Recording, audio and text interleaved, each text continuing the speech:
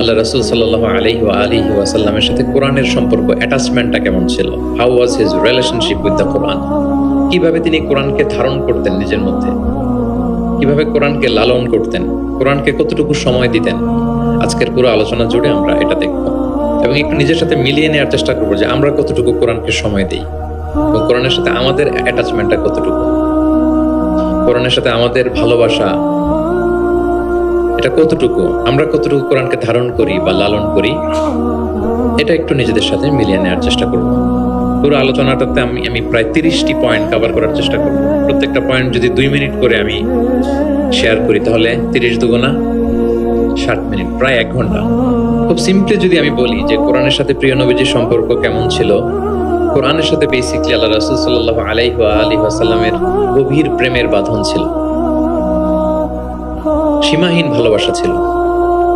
Shortly বলতে গেলে গভীর প্রেমের বাঁধন এবং সীমাহীন ভালোবাসা ছিল, because he was the living কোরআন। তিনি নিজেই ছিলেন জীবন্ত কোরআন। আমাদের আয়েশা রাদিয়াল্লাহু তাআলা আনহাকে যখন জিজ্ঞেস করা হতো আল্লাহ রাসূল সাল্লাল্লাহু আলাইহি ওয়াসাল্লাম ইন্তেকালের পরে, তাবিঈরা যখন জিজ্ঞেস করতেন যে কাইফা কানা খুলুকু রাসূলিল্লাহ, আম্মাজান আমাদের নবীর আচরণ কেমন ছিল, তো তখন আম্মাজান আয়েশা রাদিয়াল্লাহু তাআলা আনহা বলতেন কানা খুলুকুহু আল কোরআন, ওনার আচরণ ছিল কোরআনের আচরণ, কোরআনে জীবন ছিল ওনার।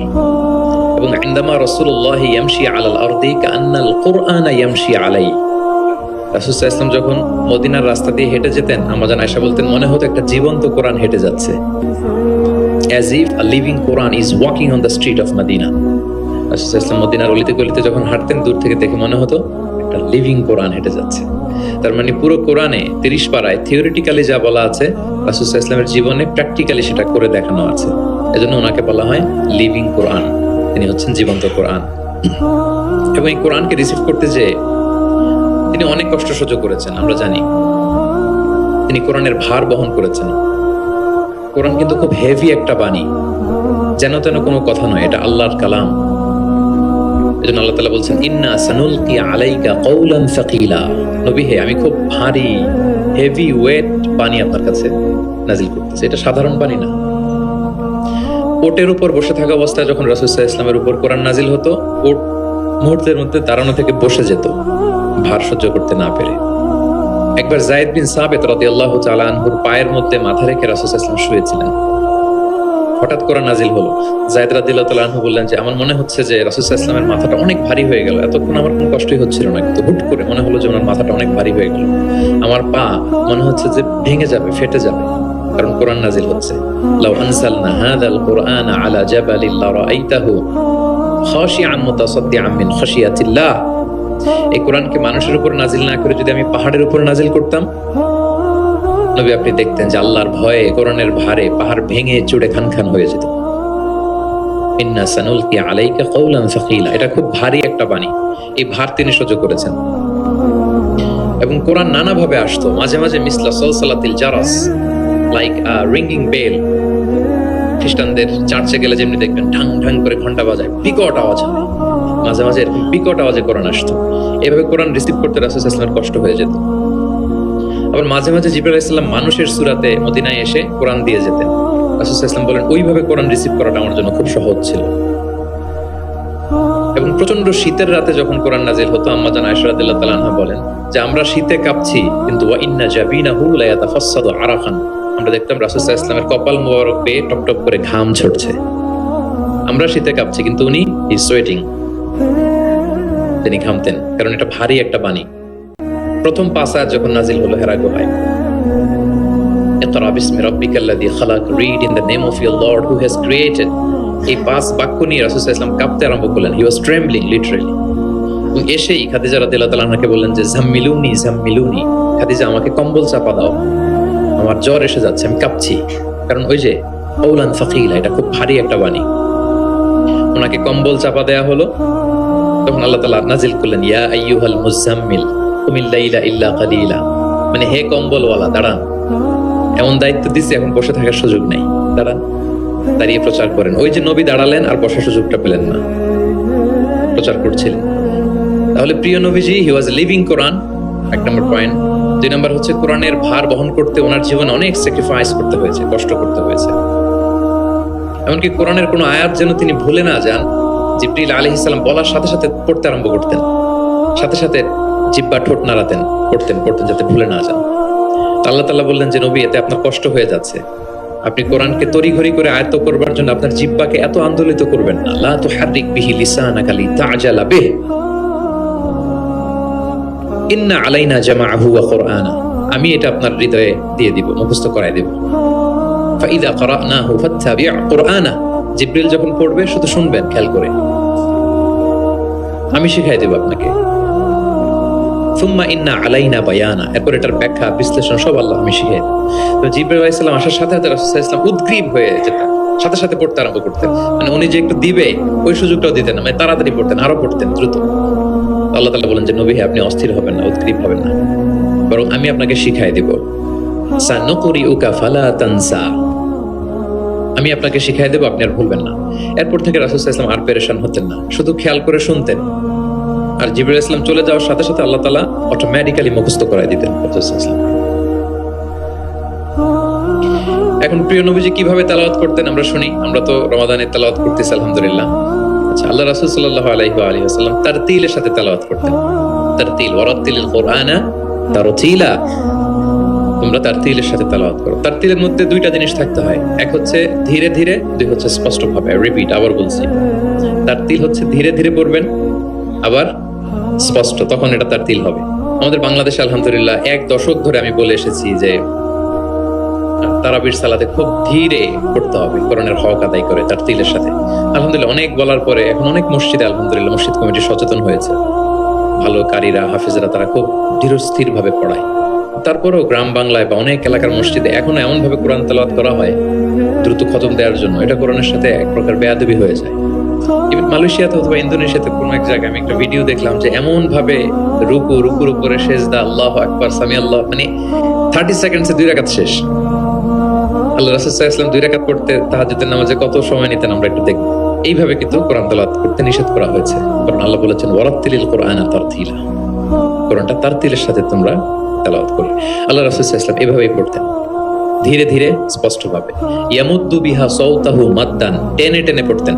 আলহামদুলিল্লাহি রাব্বিল আলামিন, এই দেখেন টেনে পড়লাম। আর রহমানির রহিম মালিকি ইয়াউমিদ্দিন, তাতেছি না? ইয়ামুদ্দু বিহা সাওতাহু মাদ্দান, টেনে টেনে পড়তেন। ইউকাত্তিউ কিরাআতাহু আয়াতান আয়াতান, প্রত্যেক আয়াত শেষে থামতেন, পজ দিতেন। দিস ইজ কল্ড তারতিল, ওয়ারাতিলিল কুরআনা তারতিলা। আনাস রাদিয়াল্লাহু তাআলা আনহু বলতেন, রুব্বা কারিন লিল কুরআন ওয়াল কুরআনু ইয়ালআনুহু, কোরআনের অনেক তেলাওয়াতকারী আছে, তেলাওয়াতে সওয়াবের বিপরীতে লানত পায়। কোরআন পড়লে সওয়াব হওয়ার কথা, কিন্তু কোরআন তাকে কি করে? লানত করে। একটু মিলায় নেন নিজের সাথে যে আমাদের তেলাওয়াতটা কেমন। আচ্ছা, তাহলে রাসূল সাল্লাল্লাহু আলাইহি ওয়াসাল্লাম তারতিলের সাথে তেলাওয়াত করতেন, পাশাপাশি তিনি খুব সুমধুর কণ্ঠে তেলাওয়াত করতেন এবং তিনি আদেশ করতেন, যায়িনুল কুরআনা বিআসওয়াতিকুম, তোমরা তোমাদের গলায় যে আল্লাহ তাআলা সুর দিয়েছেন ওই সুর দিয়ে কোরআন তেলাওয়াত করো। যার যতটুকু সুর আছে, সবার হয়তো অত সুরেলা হবে না, যতটুকু, প্রত্যেকের একটা সুর আছে না নাই বলেন? যতটুকুই দিয়েছে আল্লাহ তাআলা আপনার গলায় সুর, ওই সুরটাকে ব্যবহার করে আপনি কোরআন তেলাওয়াত করবেন। রাসূল সাল্লাল্লাহু আলাইহি ওয়াসাল্লাম সুর দিয়ে কোরআন পড়তেন এবং তিনি বলেছেন, লাইসা মিন্না মান লাম ইয়াতাগান্না বিল কুরআন, আমার যে উম্মত সুর করে কোরআন পড়ে না সে কবু আমার উম্মত হতে পারে না, সুর করে পড়তে হবে। বারা ইবনে আযিব রাদিয়াল্লাহু তাআলা আনহু বলেন যে আমি একবার দেখলাম এশার নামাজের সময় তারা রাসূলুল্লাহ ফিল ইশাই বিত্তিনি ওয়াজ যাইতুন, মানে বিত্তিনি ওয়াজ যাইতুন ওয়া তুরি সিনিন, এই সূরাটা দিয়ে রাসূল সাল্লাল্লাহু আলাইহি ওয়াসাল্লাম দেখলাম একবার এশার নামাজের ইমামতি করতেছেন। বারা ইবনে আযিব রাদিয়াল্লাহু তাআলা আনহু তিনি বলতেছেন, এবং তিনি বলেন, ফামা সামি'তু আহাদান আহসানা সাওতাম মিন, আমার জীবনে এত সুরেলা কণ্ঠের অধিকারী কোন মানুষের তেলাওয়াত আমার জীবনে আমি শুনি নাই। বারা ইবনে আযিব রাদিয়াল্লাহু তাআলা আনহু রাসূল সাল্লাল্লাহু আলাইহি ওয়াসাল্লামের একজন সাহাবী, তিনি বলেন এশার নামাজে দেখলাম সূরা আত-তিন দিয়ে তিনি নামাজের ইমামতি করছেন, এত সুমধুর ছিল নবীজির কণ্ঠ, আমি আমার জীবনে এত সুমধুর কণ্ঠের তেলাওয়াত শুনি নাই। না জানি প্রিয় নবীজি কত সুমধুর কণ্ঠে তেলাওয়াত করতেন, আমরা তো শুনতে পারি নাই। এবং রাসূল সাল্লাল্লাহু আলাইহি ওয়াসাল্লামের সুমধুর কণ্ঠের তেলাওয়াত শুনে মানুষ তো মুসলিম হয়েছেই, অনেক জিনও মুসলমান হয়েছে, অনেক জিন। মক্কার যারা গণক ছিল তারা জিন দিয়ে গণনার কাজ করত, জিনদেরকে উপরে পাঠাতো, ফেরেশতারা কি কনভারসেশন করে এগুলো শুনে আসতো, এগুলো এসে গণকদেরকে বলতো, গণকরা এগুলো বলে বলে মক্কায় বিভিন্ন ধরনের সংশয় তৈরি করতো। কিন্তু যখন কোরআন নাজিল হওয়া শুরু হলো, আকাশের নিরাপত্তা জোরদার করা হলো, এখন আর জিনারা উপরে যেতে পারে না। উপরে গেলে আগুনের গোলা ছোড়া হয় ওদের গায়ে। এবার জিনারা একটা মিটিং বসলো, তারা বলতেছে ঘটনা কি, আগে তো অনেক ফেরেশতাদের কথা শুনে এসে গণকদের বলে দিতে পারতাম, এখন তো এই সুযোগটা নেই, ঘটনা কি, হোয়াট হ্যাপেন?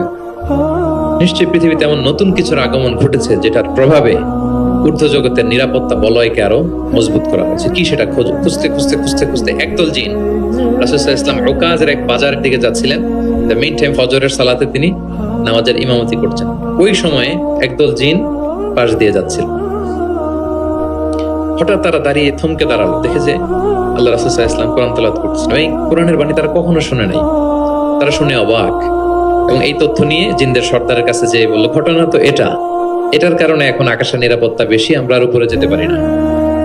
তারা যেয়ে বলল যে আমরা ঈমান এনে ফেলছি ওই নবীর উপর, ইন্না সামি'না কুরআনান আজাবা ইয়াহদি ইলা রুশদি ফাআমান্না বিহি। তারা বলল যে আমরা কি আজীব কোরআন শুনে আসলাম যেটা সত্যের এবং হেদায়েতের দিকে পথ দেখায়, এবং ওয়ালান নুশরিকা বিরাব্বিনা আহাদা, আমাদের রবের সাথে আমরা শিরক করব না, আমরা আর মুশরিক থাকবো না, আমরা ঈমান এনে ফেললাম। তাহলে আল্লাহ রাসূল সাল্লাল্লাহু আলাইহি ওয়াসাল্লামের সুমধুর কণ্ঠের তেলাওয়াত শুনে শুধু মানুষ নয়, বরং জিনেরাও ইসলাম ধর্ম গ্রহণ করেছে। আল্লাহ রাসূল সাল্লাল্লাহু আলাইহি ওয়াসাল্লাম তেলাওয়াতের মাঝখানে মাঝে মাঝে খুব কান্না করতেন, বিশেষ করে রাতের নামাজে কান্না ভেজা কণ্ঠে তেলাওয়াত করতেন। আমরা কি করি? অর্থই তো বুঝতে পারতেছি না, কোথায় কাঁদবো আর কোথায় একটু আনন্দ পাবো। দেখবেন যে কাবা ঘরের ইমামরা যখন জান্নাতের আয়াত আসে, একটা ভিন্ন মাকামে পড়ে, যে মাকামের মধ্যে একটা খুশি প্রাণবন্ত একটা ভাব। আবার জাহান্নামের আযাবের আয়াত যখন আসে, তখন কান্নার মাকামে পড়ে এবং এমন ভাবে ডুকরে ডুকরে কাঁদে, মুসল্লিরাও কাঁদে। আল্লাহ রাসূল সাল্লাল্লাহু আলাইহি ওয়াসাল্লাম মাঝরাতে যখন কিয়ামুল লাইল, তাহাজ্জুদ এগুলো পড়তে দাঁড়াতেন, দীর্ঘ সময় কোরআন পড়তেন। এত দীর্ঘ সময় পা ফুলে যেত, হাত্তা তাতাফাত্তারা কাদামা, পা দুটো ফুলে মোটা হয়ে যেত দীর্ঘ সময় দাঁড়িয়ে থাকতেন। আমাদের আয়েশা রাদিয়াল্লাহু তাআলা আনহা বলতেন, ইয়া রাসূলুল্লাহ, আপনার তো আগের পরের সব গুনাহ মাফ, আদতে ওনার তো কোনো গুনাহই নেই, নবীরা তো মাসুম নিষ্পাপ, তারপরেও আপনি রাত জেগে এত কষ্ট কেন করেন? আল্লাহ রাসূল সাল্লাল্লাহু আলাইহি ওয়াসাল্লাম বলেছেন, আফালা উহিব্বু আন আকুনা আবদান শাকুরা। আয়েশা, আমি কি শুকরগুজার বান্দা হব না? মানে আমার আল্লাহ আমাকে ক্ষমার ঘোষণা দিয়েছে, ঠিক আছে, কিন্তু আমি কি শুকরগুজার হব না? আমার রোলটা তো আমি প্লে করব, আমার সর্বোচ্চ তো উজাড় করে আমি আমার রবের সামনে পেশ করব। মাঝরাতে তিনি দীর্ঘ সময় দাঁড়িয়ে তেলাওয়াত করতেন, পা ফুলে যেত। মাঝে মাঝে একটি আয়াত পড়ে থামতেন, সে আয়াত নিয়ে ভাবতেন, কাঁদতেন, বারবার কাঁদতেন, পড়তেন, তার দাড়ি ভিজে যেত। প্রতিটি আয়াত তিনি অনুভব করতেন হৃদয় দিয়ে, তার হৃদয়কে নাড়া দিত। এভাবে তিনি তেলাওয়াত করতেন। এক সাহাবী বর্ণনা করেন, একবার আল্লাহ রাসূল সাল্লাল্লাহু আলাইহি ওয়াসাল্লামকে আমি রাতের সালাতে দেখলাম, এমন ভাবে তিনি কাঁদছেন, ওয়ালি জাওফিহি আযীরুন কাআযীরিল মিরজালি মিনাল বুকা। গরম পানি ফুটাতে দিলে ড্যাগের ভেতরে গরম পানির যেরকম টকবকে উতলে ওঠার একটা শব্দ, এরকম উতলে ডুকরে ডুকরে কান্নার একটা শব্দ আমি শুনতে পেলাম। এভাবে তিনি কাঁদছেন। যেদিন বদরের যুদ্ধ, তার আগের রাতে আলী রাদিয়াল্লাহু তাআলা আনহু বলেন, সেনাবাহিনীর ছাউনির মধ্যে সব সাহাবারা, 313 জন সাহাবা, সবাই রাতে ঘুমাচ্ছে একটু এনার্জি নেওয়ার জন্য, সকালে যুদ্ধ শুরু হবে। কিন্তু আমি দেখলাম সবাইকে ঘুম পাড়িয়ে আল্লাহ রাসূল সাল্লাল্লাহু আলাইহি ওয়াসাল্লাম নামাজে দাঁড়িয়ে কাঁদছেন। সব সাহাবারা ঘুমিয়ে আছে, কিন্তু আমি খেয়াল করে দেখি যে রাসূল সাল্লাল্লাহু আলাইহি ওয়াসাল্লাম ঘুমান নাই। গাছের নিচে দাঁড়িয়ে তিনি সারা রাত ব্যাপী কান্না করছেন আর তেলাওয়াত করছেন। এভাবে তিনি কোরআনকে ফিল করতেন। আমাদের আয়েশা বলেন, রাতে এত কাঁদতেন মাঝে মাঝে তেলাওয়াত করতে করতে, হাত্তা বাল্লা হাজরা, জামা ভিজে যেত, হাত্তা বাল্লা লিহিয়াতা, দাড়ি ভিজে যেত, হাত্তা বাল্লাল আরদা, যেখানে সেজদা দিতেন জমিন ভিজিয়ে দিতেন কাঁদতে কাঁদতে। এবং রাতের সালাতে দীর্ঘ তেলাওয়াত করতেন। কিন্তু জামাতের নামাজ আবার অপেক্ষাকৃত সংক্ষিপ্ত করতেন, এটা সুন্নাহ। কারণ জামাতের নামাজ তো আমি একা পড়ছি না, আমার পেছনে অসুস্থ, বয়স্ক, সিনিয়র সিটিজেন, মুসাফির, ট্রাভেলার অনেকে থাকতে পারে।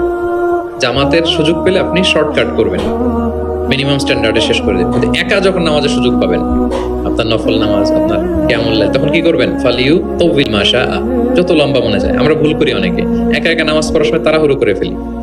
ইমামতির সুযোগ পাইছি তখন বিশাল লম্বা কেরাত, অপোজিট, মানে ভুল করে ফেলছি আমরা। এটা করব না। আমার এই ছোট্ট ভিডিওটা আমি আমার সোশ্যাল মিডিয়া হ্যান্ডেলে শেয়ার করেছিলাম। দেখলাম যে বাংলাদেশে শিক্ষিত সচেতন লোকজন অনেক এপ্রিসিয়েট করেছে। অনেক সময় এমন হয় যে প্রচন্ড রোদ, জুমার সালাতে পাঁচতলা মসজিদ ভরে বারান্দা রাস্তার মধ্যে। আমার অনেক সময় এমন হয়েছে যে সফরে আমি ফ্লাইট ধরবো, রাস্তায় জুমাতে আমি অংশগ্রহণ করেছি। প্রচন্ড রৌদ্র, দাঁড়ানো যায় না, আবার ঝড় বৃষ্টি। এতগুলো মানুষ যে এখানে নামাজ পড়বে, এখানে যদি আপনি লম্বা কেরাত করেন তাহলে তো কষ্ট হয়ে যাবে মানুষের।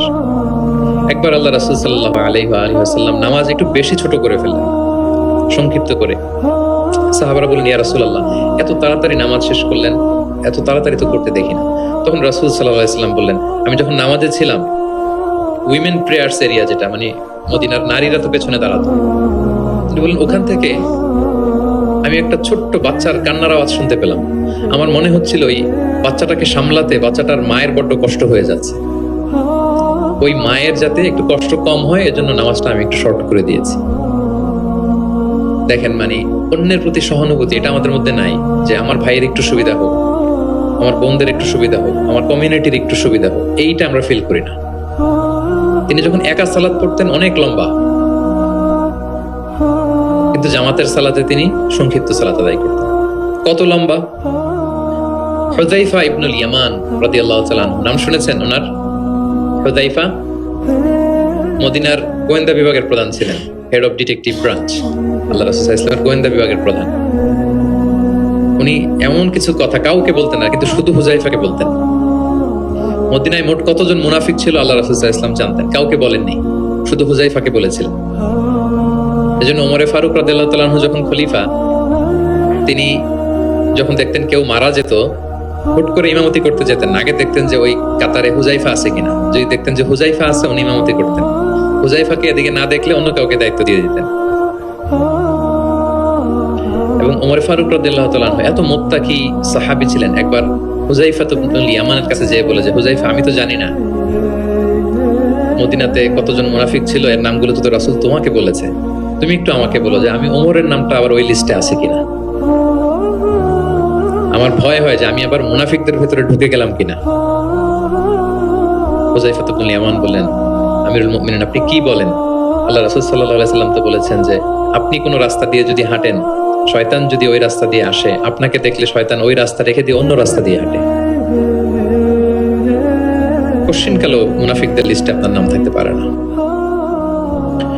তো এই হুযায়ফা ইবনুল ইয়ামান রাদিয়াল্লাহু তাআলা আনহু, উনি বলেন, একবার রাতে আমি আল্লাহ রাসূল সাল্লাল্লাহু আলাইহি ওয়াসাল্লামের সাথে কিয়ামুল লাইল মানে তাহাজ্জুদের নামাজে শরীক হওয়ার সুযোগ পেয়েছিলাম।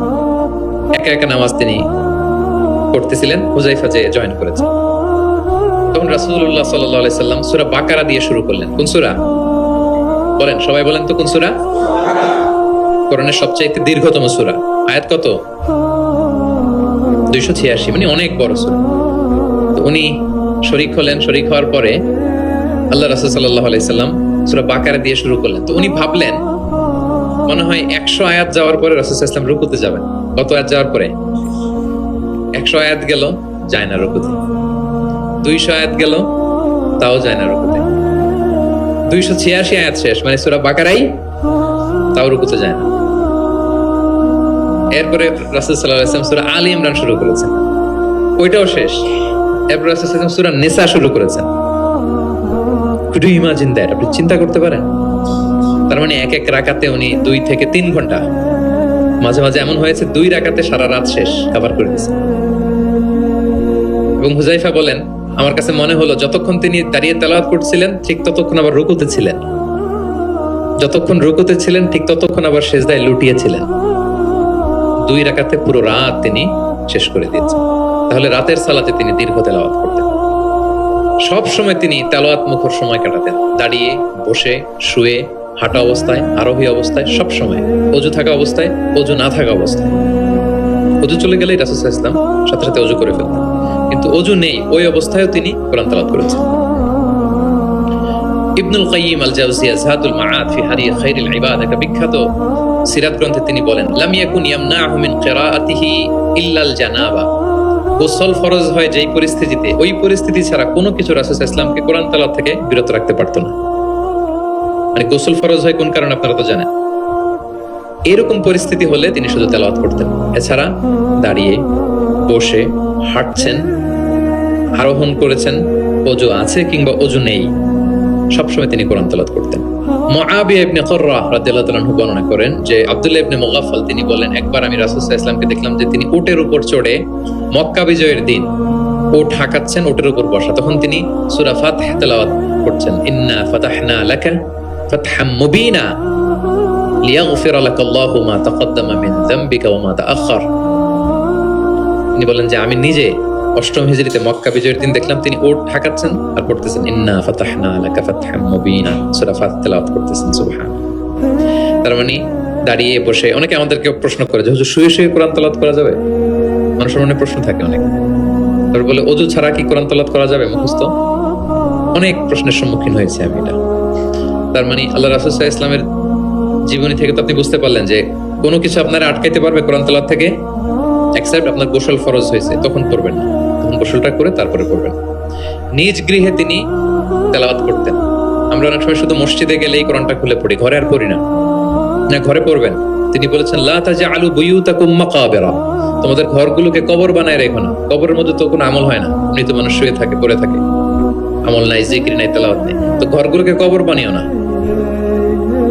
ফাইন্না শাইতানা ইয়ানফিরু মিনাল বাইতিল্লাযী তুকরাউ ফীহি সূরাতুল বাকারা, যে ঘরে সূরা বাকারা তেলাওয়াত করা হয় ওই ঘর থেকে শয়তান দৌড়ে পালায়। অনেক ঘরে শয়তান ডিস্টার্ব করে, শয়তানের জিনের আসর হয়। অনেক অনেক ফ্যামিলিতে আমাদের কাছে আসে জাদু টোনা, বান, ব্ল্যাক ম্যাজিক, কালো জাদুর যে সমস্যা। আপনি সূরা বাকারা পড়বেন, আল্লাহ তাআলা আপনাকে প্রোটেক্টেড রাখবেন। আপনাদের পরিচিতদের মধ্যে থেকে এরকম ঘটনা শুনছেন না যে ব্ল্যাক ম্যাজিকে আক্রান্ত? কোন সূরা পড়বেন?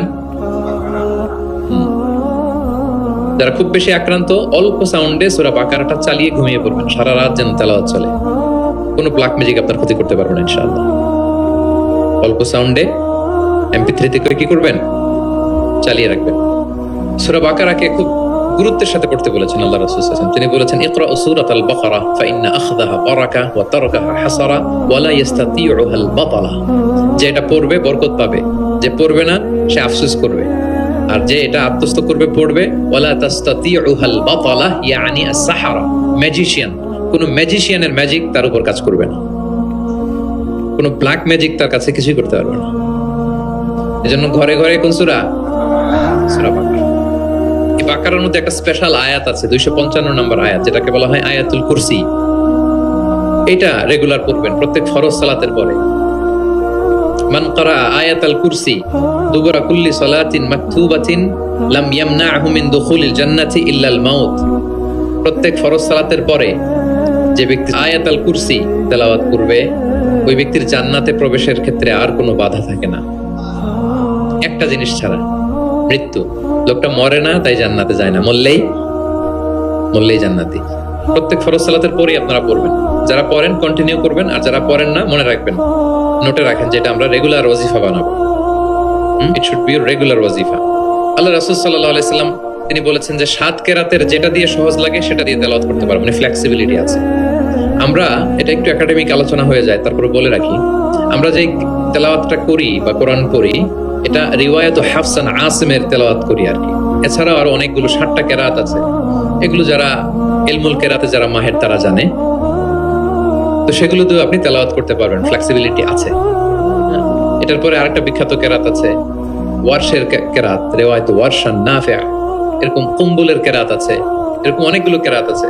এই কেরাত আপনি পড়তে পারবেন। যেমন আরো সহজ করে বলি, আমরা যেমনি পড়ি ওয়াদ-দুহা ওয়াল লাইলি ইযা সাজা, আরেকটা মুতাওয়াতির সনদের এরকম কেরাত আছে, তারা পড়ে ওয়াদ-দুহি।